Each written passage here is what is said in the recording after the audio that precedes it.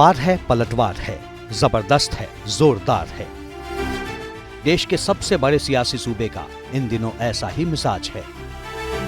उपचुनाव की तारीख जैसे जैसे करीब आ रही है, वैसे वैसे नवंबर में सर्दी की दस्तक के बीच यूपी की चुनावी राजनीति का सियासी पारा हाई हो चुका है। जहां दिखे सफाई वहां बिटिया घबराई। एक दिन पहले योगी आदित्यनाथ ने मुजफ्फरनगर में समाजवादी पार्टी पर हमला बोला था। आज अखिलेश यादव ने बिना नाम लिए सीएम योगी पर डायरेक्ट अटैक कर दिया।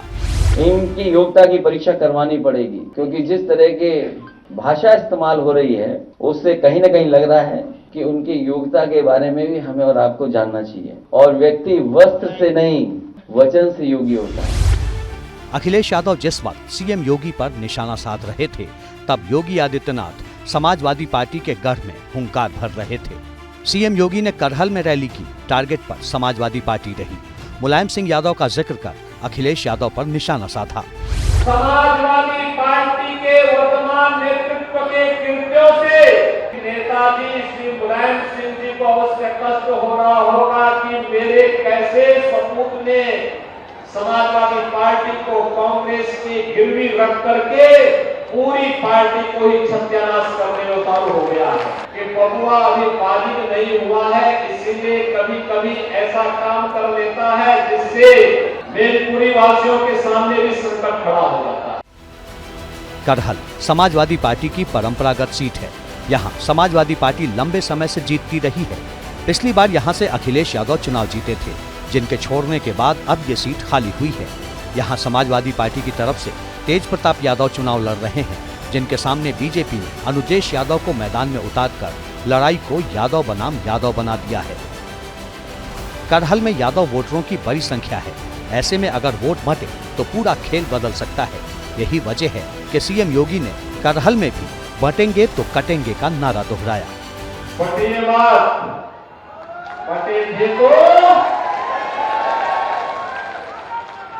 एक रहेंगे,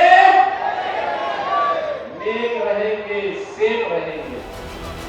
बीजेपी कहती है बटेंगे तो कटेंगे, समाजवादी पार्टी कहती है जोड़ेंगे तो जीतेंगे। वार हो रहा है, पलटवार हो रहा है। यूपी की चुनावी राजनीति में इन दिनों यही हो रहा है। जुबां से सियासी शब्द बाण निकल रहे हैं तो पोस्टर के जरिए सड़क पर सियासी लड़ाई लड़ी जा रही है। सवाल ये है कि 9 सीटें नाक का सवाल क्यों बन गई हैं? जवाब ऐसे समझिए। लोकसभा चुनाव में समाजवादी पार्टी ने बीजेपी को पछाड़ते हुए 80 में से 37 सीटों पर जीत हासिल की और भाजपा 33 सीटों पर सिमट कर रह गई। लगातार 4 चुनाव हार रही समाजवादी पार्टी के ग्राफ नीचे जा रहे थे, लेकिन 2024 के चुनाव ने उसे देश की तीसरे नंबर की सबसे बड़ी पार्टी बना दिया। जाहिर सी बात है, ऐसे में समाजवादी पार्टी के मुखिया अखिलेश यादव का आक्रामक होना स्वाभाविक है। 2024 की जीत के बाद अखिलेश यादव और उनकी पार्टी 2027 में होने वाले विधानसभा चुनाव को लेकर आत्मविश्वास से भरी नजर आ रही है। दूसरी ओर बीजेपी के लिए भी फिर से वोटरों को साधना है। उपचुनाव में सीएम योगी बीजेपी को फ्रंट से लीड कर रहे हैं। अखिलेश जो कहते हैं उसका जवाब सीएम अपनी सभाओं में देते हैं। योगी के ज्यादा आक्रामक होने की एक वजह और भी है। लोकसभा चुनाव में सीटें गंवाने के बाद बीजेपी उपचुनाव में बड़ी जीत हासिल करना चाहती है, इसीलिए तीखे वार पलटवार हो रहे हैं।